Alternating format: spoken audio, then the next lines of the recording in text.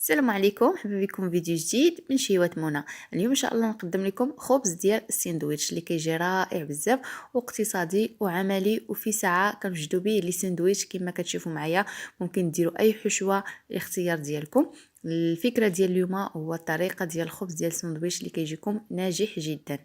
بالنسبه للمقادير غادي نقدموا ان شاء الله.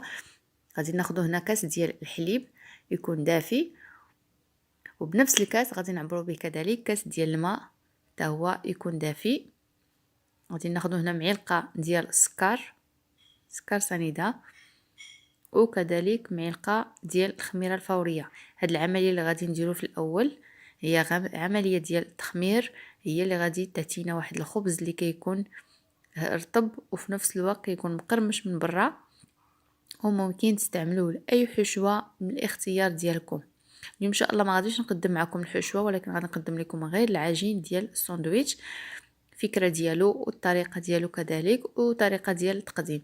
هنا كما كتشوفوا معايا بعد ما كنخلط هذاك الحليب مع الماء والسكر والخميره، غادي نخليه هنا يخمر. ضروري من هذه العمليه الاولى ديروها لهاد الخبز ديال الساندويتش، وغادي نغطيه وغادي نخليه تقريبا ربع ساعه حتى لثلث ساعه على حسب حراره ديال المطبخ. غادي ندير واحد السلوفان وغادي نخليه جانبا حتى كيضاعف الحجم ديالو، كنحس بيه بانه خمر. عاد ندوزو نكملو التتمه ديال المرحله. هنا من بعد ما كدوز واحد ربع ساعه حتى لثلث ساعه كما كتشوفوا كيطلع داك الاختمار ديالو، كنعاود نحركو بالضراب اليدوي، وبهنا غادي نضيف عليه قبيصه ديال الملحه على حسب الرغبه، وكذلك نص كاس ديال الزيت بنفس الكاس باش عبرت المكونات الاخرى. صافي غادي نبدا كنضيف الدقيق، وهنايا كاختياري غادي نضيف هنايا دقيق ديال الفينو، يعني الدقيق الاصفر اختياري لكم، بغيتو تضيفوه ما بغيتوش كتكتفيو غير بالدقيق الابيض. الا كنتو اول مره كتجربوهم من الاحسن ما ديروش الدقيق ديال الفينو يعني الاصفر، اكتفيو غير بالدقيق الابيض حتى كتجربوهم ويوليو معتمدين عندكم. عاد من بعد كتضيفوا هذاك الدقيق، هو كيعطيهم غير واحد القرمشه لهداك الساندويتش. صافي هنا كنبدا كنزيف الدقيق. بالنسبه للدقيق حسب الكميه على حسب شحال دخل ليا ديال الدقيق، كنبدا كنعجن حتى كنجمع العجين، ولكن العجينه ديالهم راه كتكون مرخوفه بزاف كما غادي تشوفوا معايا. العجينه غادي تكون كتلصق في اليدين بهكا باش غادي تحصلوا على واحد لي ساندويتش اللي كيكونوا رطبين من الداخل ومقرمشين من برا.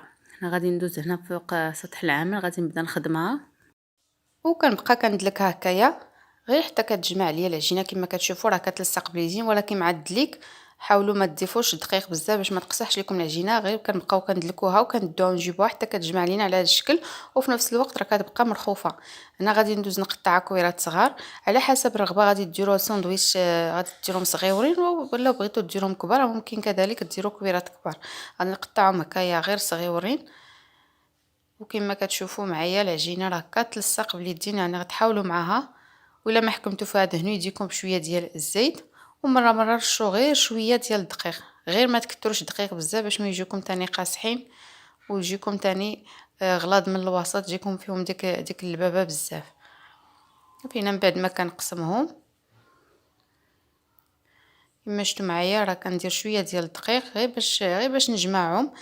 نحاول ما نكثرش الدقيق، يعني غير فين يتكوروا ليا وكنقدر نحكم في العجينه. صافي يعني غير شويه ديال العجينه صافي كنسرحهم هكايا على شكل طولي وكنجمعهم هكايا على شكل كوميرات صغيورين. كنحاول ليهم هكايا وكنجمعها، نشوف العجينه بزاف كتلصق كندير شويه ديال الدقيق غير باش نقدر نحكم فيها كما قلت لكم. صافي كنكولهم على شكل كوميرات صغيورين. صافي الطاوه ديالي كنكون فرشها فيها واحد القاعده ديال الزبده ضروري باش ما يلتصقش لكم في الطاوه من بعد ما كيطيبوا.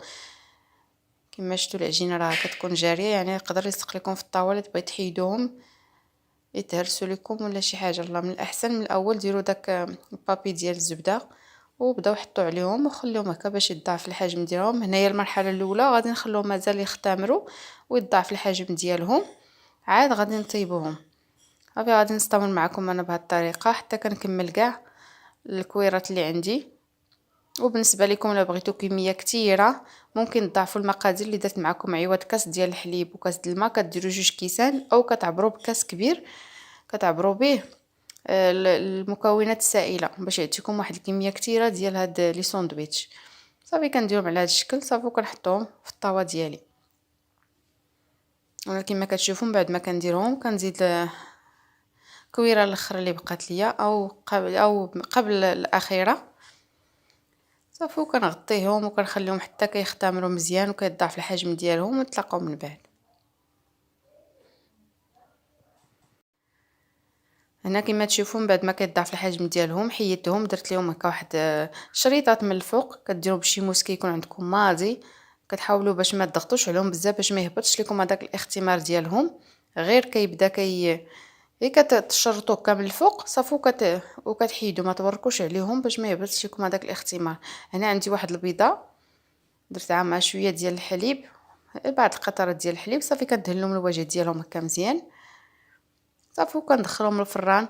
الفران كيكون سخون بالنسبه لي انا تيبدون في الفران ديال الغاز يعني كنشعلت الفوق لتحت تسخن مزيان وطفيت عليهم الفوق وكندخلهم حتى كيطيبوا من التحت وكيضاعف الحجم ديالهم عاد كنهبطهم لتحت يعاودوا ياخذوا داك اللون الذهبي ويحمروا مزيان ونتلاقاو ان شاء الله في الشكل النهائي ديالهم.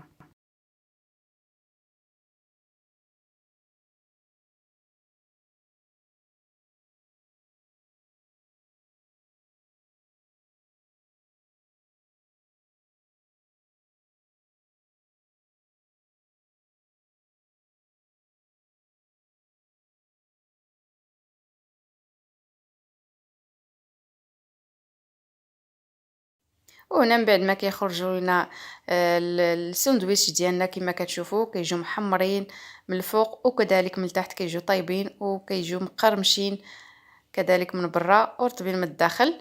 غادي نخليهم حتى كيبردوا عاد نقسمهم ونعمرهم هنايا بالحشوه اللي اختياريه. انا كانت عندي الحشوه ديال الكفته والفريت والشلاضه ديال المطيشه والخس عمرتهم بهم وقدمتهم هكا بالصحه والراحه. كنتمنى ان شاء الله ينالوا الاعجاب ديالكم.